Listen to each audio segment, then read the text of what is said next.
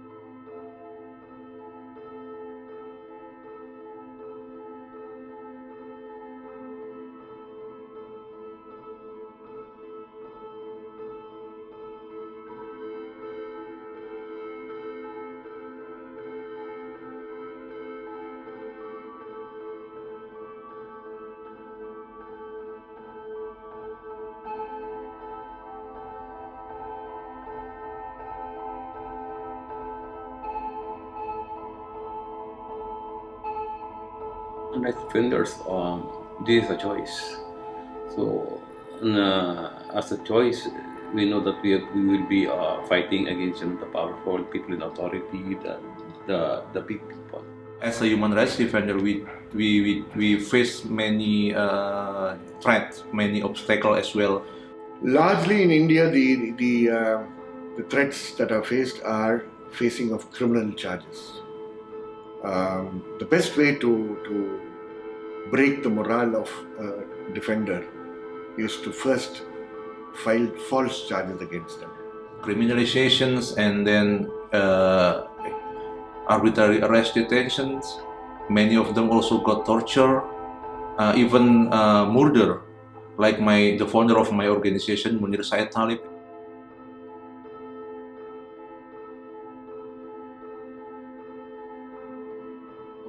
Human rights defender in Cambodia might be easy to be killed by accident or something like that. The most number of threats are actually shared on social media, especially on Twitter, where I myself have received threats of rape, disappearance, physical attacks, and it is all out there in the public domain.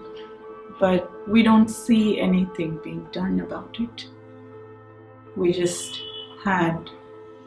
experienced our first disappearance of a journalist in this year, about 3 months ago. But when it comes to civil and political rights, monitoring elections, talking about extrajudicial killings and torture and enforced disappearances, that is when the state feels threatened.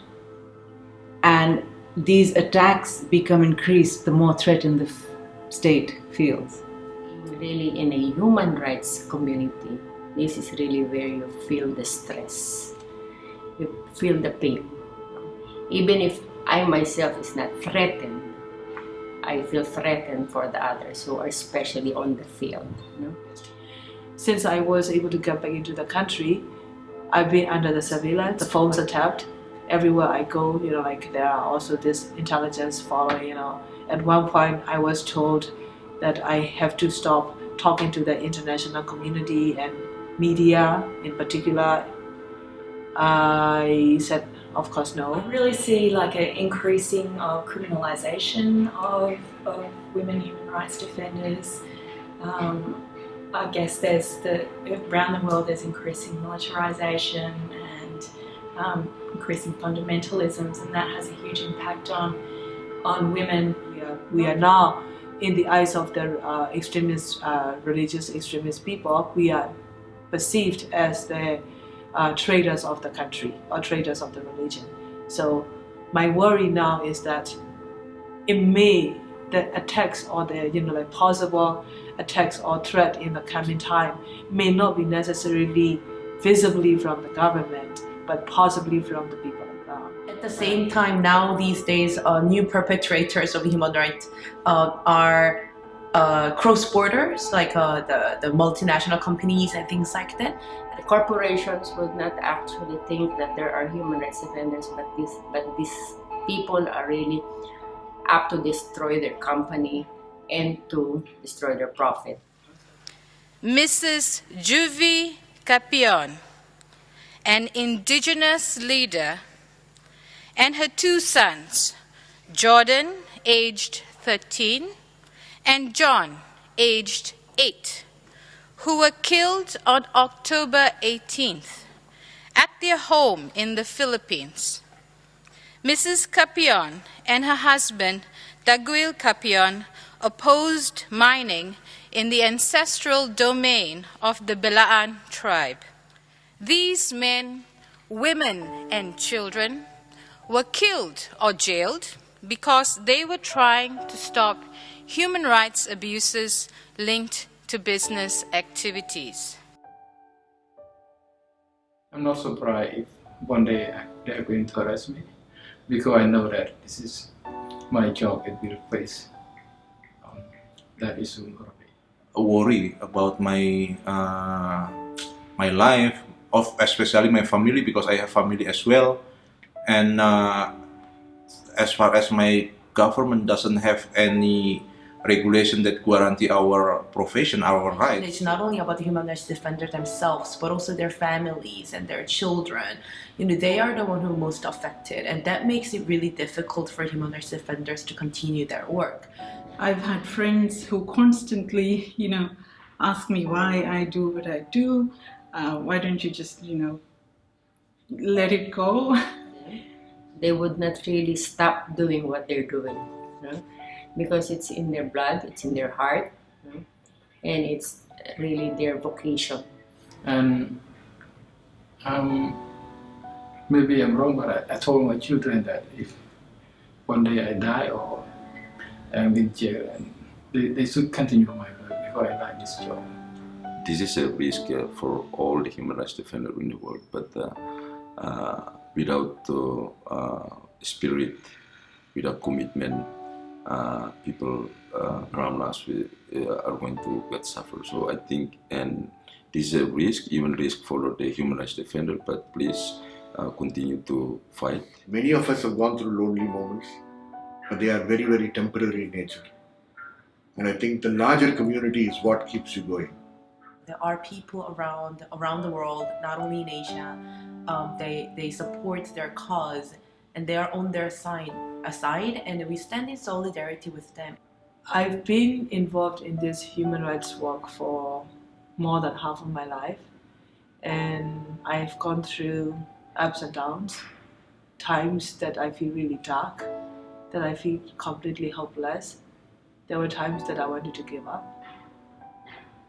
And actually, no matter how those times come, I think there is something already deep inside us that no power can take away from us. There's obviously a tendency to be scared, to shut down, to keep quiet, and that is when the police or whoever is harassing will act stronger.